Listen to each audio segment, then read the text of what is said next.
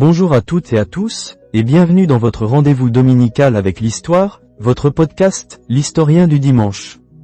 Aujourd'hui, on va voyager dans l'Olympe, sur les traces d'une déesse dont le nom seul évoque la splendeur, la passion et l'irrésistible attrait, Aphrodite. Déesse de l'amour, de la beauté, du désir et du plaisir, elle est sans doute l'une des figures les plus fascinantes et les plus complexes du panthéon grec. Préparez-vous à une plongée dans les mythes fondateurs, les histoires d'amour enflammées et les destins tracés par un simple regard. Installez-vous confortablement, prenez un thé ou un café, et laissez-vous emporter par le récit de celle qui, encore aujourd'hui, incarne à merveille la force indomptable de l'amour. Pour comprendre Aphrodite, il faut d'abord se pencher sur ses origines, car elles sont, disons-le, tout sauf ordinaires. Il existe deux versions principales de sa naissance, et chacune nous en dit long sur sa nature profonde. La première, et la plus ancienne, nous est contée par Hésiode dans sa « Théogonie ». Imaginez, l'univers à ses débuts, un chaos primordial. Ouranos, le ciel, est le premier dieu souverain, mais aussi un tyran qui empêche ses enfants de voir le jour. Gaïa, la terre, sa mère et épouse, excédée, charge son fils Cronos, le plus jeune des titans, de le détrôner. Et Cronos s'exécute, d'une manière assez radicale. Il castre son père avec une faucille en silex. Oui, je vous l'accorde, c'est un début assez sanglant. Mais l'histoire ne s'arrête pas là. Les parties génitales d'Ouranos, jetées dans la mer, se mirent à flotter. Et de l'écume marine, de cette alchimie improbable entre le sang divin et les eaux salées, surgit une déesse d'une beauté incomparable. Elle fut portée par les flots jusqu'à l'île de Chypre, d'où son nom d'Aphrodite, qui signifie « née de l'écume » en grec. Cette naissance, violente et primordiale, donne à Aphrodite une dimension sauvage, une connexion intrinsèque avec les forces brutes de la nature et du désir.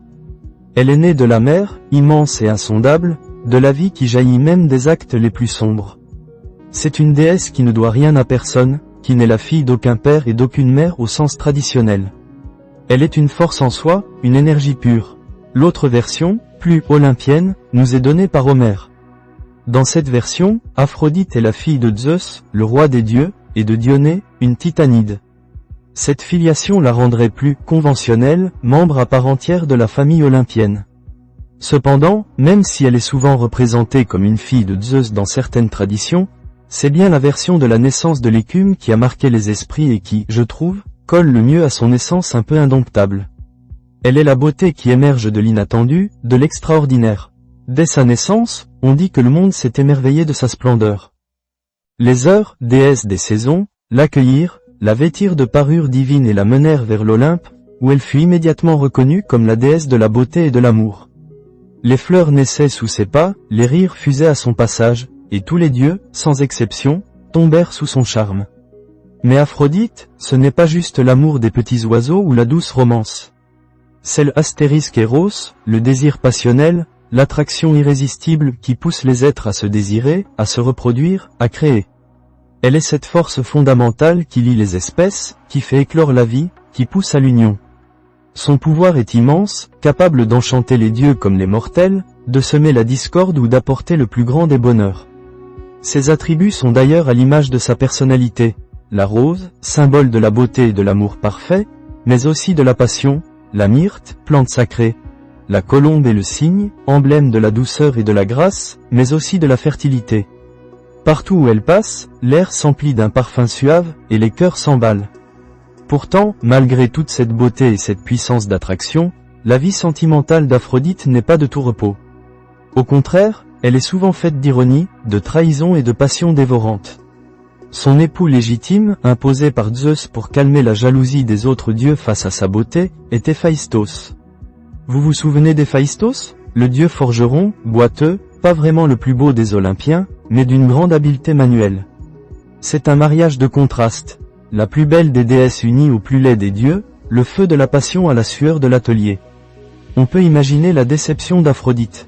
Elle, la déesse de l'amour, forcée d'épouser un dieu qui n'éveille pas son désir. Et forcément, son cœur, avide de passion, va chercher ailleurs. Son amant le plus célèbre est Arès, le dieu de la guerre. Le contraste est saisissant, la déesse de la beauté et le dieu de la violence, l'amour et la destruction. Mais c'est une union de forces primitives, une danse dangereuse entre la séduction et l'agression. Leur amour est intense, sauvage, et il donnera d'ailleurs naissance à des enfants symboliques. Harmonie, Phobos, la peur, et Deimos, la terreur. Bien sûr, leur liaison ne resta pas secrète très longtemps. Hélios, le soleil, qui voit tout, les surprit un jour et rapporta la chose à Héphaïstos. Le pauvre forgeron, humilié, mais rusé, décida de se venger d'une manière ingénieuse. Il fabriqua un filet invisible, si fin qu'il échappait au regard, mais d'une solidité à toute épreuve. Il le disposa au-dessus du lit d'Aphrodite et partit faire semblant de voyager. Arès, bien sûr, ne tarda pas à rejoindre sa belle. Et au plus fort de leur étreinte, le filet se referma sur eux, les piégeant, nus et impuissants. Héphaïstos revint alors, et invita tous les dieux de l'Olympe à venir contempler le spectacle de leur honte. Imaginez la scène, tous les dieux éclatant de rire, tandis que les déesses, par pudeur ou jalousie, restaient chez elles. Aphrodite et Arès furent libérés, mais la honte était immense. Pourtant, cette humiliation ne diminua en rien la passion entre Aphrodite et Arès. Elle montra au contraire sa nature indomptable, son refus de se plier aux conventions. Au-delà de ses amours divines, Aphrodite a également eu des liaisons avec des mortels, et ses histoires sont souvent empreintes de tragédie. L'une des plus poignantes est celle d'Adonis. Adonis était un jeune homme d'une beauté exceptionnelle, si éblouissante qu'Aphrodite en tomba éperdument amoureuse. Elle passa tout son temps à ses côtés, l'avertissant sans cesse des dangers de la chasse. Mais Adonis, téméraire, ne l'écouta pas toujours. Un jour, il fut blessé mortellement par un sanglier sauvage, ou parfois un sanglier envoyé par un dieu jaloux, peut-être Arès lui-même. La douleur d'Aphrodite fut immense. On raconte qu'elle courut à travers les bois, se déchirant les pieds sur les ronces, ses larmes se mêlant au sang d'Adonis pour donner naissance à des fleurs, les anémones rouges. Pour apaiser sa peine, et par l'intervention de Zeus, il fut décidé qu'Adonis passerait une partie de l'année auprès d'elle, dans le monde des vivants, et une autre partie dans le royaume des morts, auprès de Perséphone. C'est un mythe qui symbolise le cycle de la nature, la mort et la renaissance, mais aussi la force de l'amour qui peut défier la mort elle-même. On ne peut pas parler d'Aphrodite sans évoquer son rôle crucial dans l'un des mythes les plus célèbres de l'Antiquité, le jugement de Paris. Cette histoire, vous le savez peut-être, est à l'origine de la guerre de Troie. Tout commence lors des noces de Pélée et de Thétis, les futurs parents d'Achille. Tous les dieux étaient invités, sauf Eris, la déesse de la discorde.